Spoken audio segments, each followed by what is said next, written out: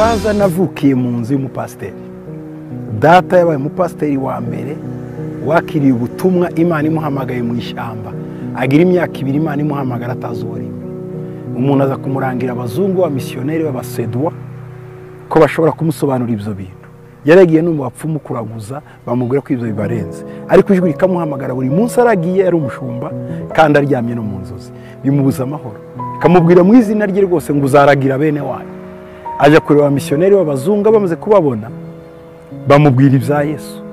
Aravuga ati uyu Yesu ndashaka kumubona kuko agize imyaka 2 ambuza amahoro. Batoya araza mu mutima wawe.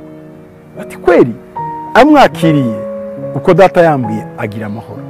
Data yabatijwe muri 45. Abatijwe n'abamisiyoneri b'abasedu.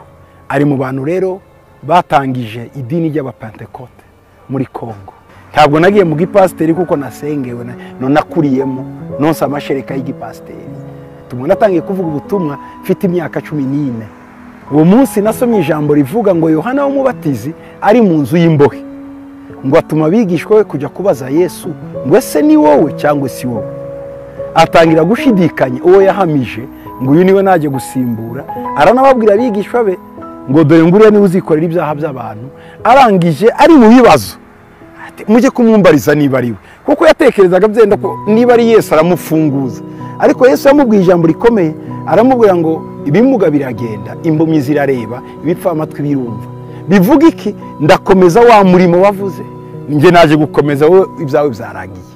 Iryo ni ryo jambo rya mbere nigishije gushidikanya kandi wari umwizera.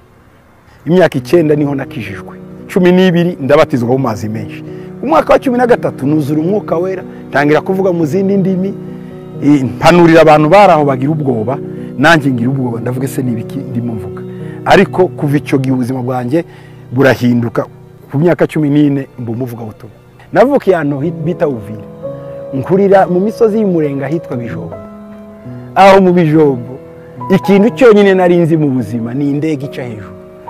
Imodoka sinari nyizi, igari sinari nizi, amashanyarazi sinari nyazi, nta kintu na kimwe narizi. Nahavuye mfite imyaka 18. Muri iyo myaka 18 njya mu mujyi witwa Isangane.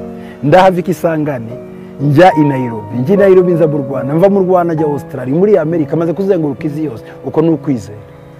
Si data wabimfashijemo, nta wundi wabimfashijemo nukwizera. Kwazenguruka isi yose kandi mvuga ubutumwa. Aho ngera henshi usanga abantu banyubaha. Ariko nibuka aho navuye ngaseka. Kaba uko nukwizera. Nari mvuye i Nairobi mfite 1000 cy'amashiringi, 2000 by'amashiringi. Fata ibisi ya Kamba ingeza i Kampala. Ndara muri bisi Kampala izazi Kigali kuko sinari mfite amafaranga ya hoteli. Muri iyo bisi ndayibukinga nyiraramo. Ye naraye muri bisi nirirwamo nigendesho. Umugabo twari kumwe niwe nabaje batese biragenda gute. Ndaza nshikira kuri gare yo kwa Rubangura kera icyo gihe. Taziyonja, tazi umuntu numwe mu Rwanda uretse umugore w'umupfakazi wari uhunze baramaze kwica umugabo we n'abana. Ansanga muri Kenya ahantu mu itorero nagiyemo ndaririmba arankunda aramenya ansigira agakarite ke. Ndavuga se wa mudamu yabaragarutse njya kuri za kioske zari zihari icyo gihe. Hari udukioske tugira amayinite yiruka cyane. Ndafite amafaranga ndavuga se ni telefone uyu mudamu ngamubona ndishuriki. Fashe telefone sinari mfite n'igiceri mu mufuka. Ni rwa rugendo rwo kwizera. Ndaza ndatelefona Imana zose aranyita. Yarimo korera muri Mateyusi. Haramwe ati n'igitwaza ati yeba turike navuga ndi muri gare. Bati tegereza ndaje. None mbwira wa muhungu wari ufite navuga ati nta mafaranga afite. Cyari igiceri cya 20 ndagira ngo nabingahe. Navuga ati nta mafaranga afite. Arambwira ngo ndakubabariye reke. Nuko wa mudamu araza afata anjyaniwe nagize amezi 6 niwe natangiye kuvuga ubutumwa. No hambere natangiye kubwiriza nabwirize mu itorero rya Restoration Church Kimisagara. Mbabwiriza hejuru yo kwiyiriza ngo dusabire igihugu. Mbavuye abantu bamwe barankunda bambwira ko najya kwigisha ku nkuru nziza. Njya ku nkuru nziza. Ku nkuru nziza ndahabwiriza. Mbabwirije nigisha ijambo rivuga ngo abitiriwe izina ryanjye ribaca bugufi bagasenga. Nzabumva ndi mu ijuru mbakiriza igihugu. Mbabwira gukira igihugu, gukira kw'igihugu. Maze kuvuga ubutumwa abantu bakoraho njya muri kaminuza y'Ibutare icyo gihe. Njya kuvuga ubutumwa nzenguruka u Rwanda kuko hano hambere Imana yari yaranyeretse nkiri muri Kenya ningera ni muri Bugesera. Imbwira ibindi izakora muri Bugesera ko hazaba ikibuga gikomeye ko hariya habaye amarira kuva kera, amarira yaho azibagirana, kandi kizaba ari igihugu kirumbuka kera cyane. Bugesera nyijyamo ndayizenguruka, njya hitwa Rukoronko, Nyagihunika, njya Ngenda, njya Gashora, hari ahantu bwa mbere ntazi, nyizengurukamo yose mbabwira gusenga. Ndahava njya za Kibungo, nzenguruka za Kibungo, za Kabarondo, mbabwira iby'Imana yambwiye bizakora. U Rwanda ndaruzenguruka ndushemo ibicaniro by'amasengesho. Icyo gihe nta muntu n'umwe narinzi uretse Imana, uretse Imana.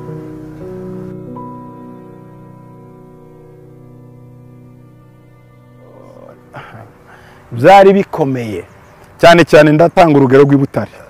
Nagiye kwigisha Ibutare muri universite, ngezeyo icyo gihe nari kumwe n'umugore wanje. Uyu munsi yari akiri umukobwa, kuko we twamenyanye muri Kongo, ariko hari ino yaje gatoya mbere yuko jenoside iba azino. Noneho nje sanga yacitse ku icumu, uwo niwe wamfashaga kuko yari azi u Rwanda kunyereka ahantu n'ahandi. Tuje Ibutare rero n'abandi basore twari kumwe, nkigera aha mu Rwanda twari kumwe nabo, njya kwigisha Ibutare.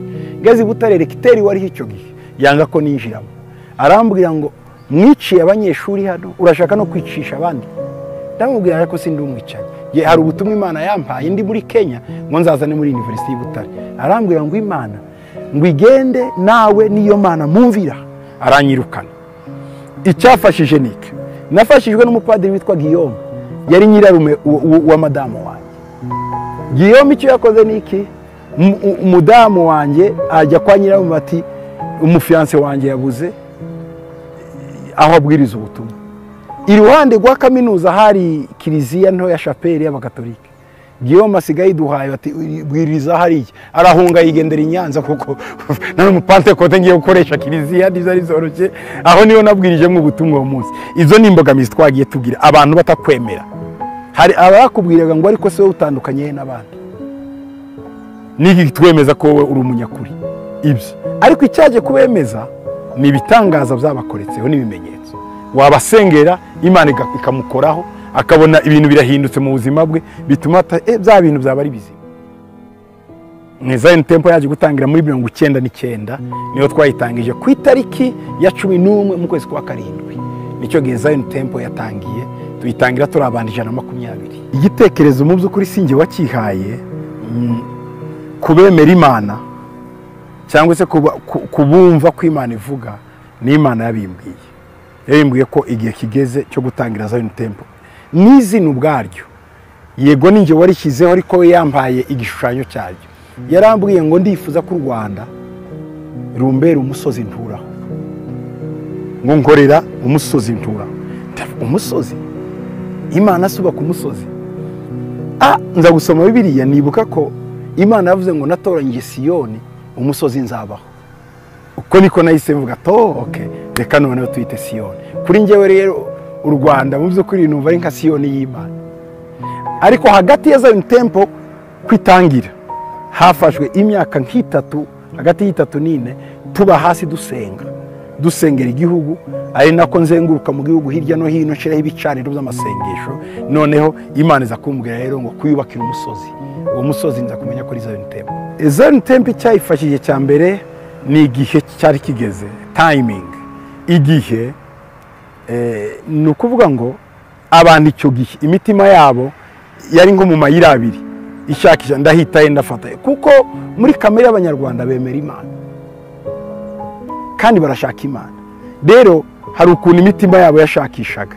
Igihe cyatumye ijambo rya mbere Zion ibaho. Icya kabiri ni amasengesho. Yego n'abandi barasenga kandi barasengaga, ariko uburyo twasengaga kwari ukwitangira umuntu ukanamupfira. Ndibuka ko naransengera abantu bari traumatize kuva saa 3 za mu gitondo nkageza saa 9 z'ijoro. Ikindi ntekereza nacyo cyabazanye ni ibisubizo. Iyo usengeye umuntu akabona kirabaye, abwira undi. Icyo nacyo cyarabakuruye kirabazana. Mbona ikindi nacyo ni ubutumwa bw'igihe, ubutumwa bujyanye n'igihe kiriho. Icyo nakwita gucontextualiza message. None ukabwiriza, ariko wahamara gusaba muri Bibiliya ukakura Bibiliya mu gitabo, ya jambo mu gitabo ukarishira mu buzima bw'abantu, ukababwira nuko barishyira mu bikorwa to apply ryajyamo kari applyinga mu buzima bwabo. Ibyo rero hari abagiye babikora biciye mu baza gutanga ubuhamya babwira n'abandi, abantu baza kumva iryo jambo. Ndatekereza ko ari bimwe muri ibyo ngibyo. Si ikibazo kugira amadini menshi, ikibazo ni ukugira abayobesha benshi. Ariko ugiye ugira idini ririmo inyigisho nzima si ikibazo, kuko ushobora kuza iwanjye kuri Zion mu Gatenga, ariko wabura essence na carburant, wabura na bisi, ukajya kuri kwegereye hafi bikagufasha. Ari rizima ni byiza. Ikibazo twaba dufite ni ukugira amadini menshi byenda y'ubuyobe, ariko amadini kuba ari menshi yo kandi byenda yigisha ibyiza, kuri njye si ikibazo rwose. Ariko Imana iri kumwe nabo, icyo si ikibazo.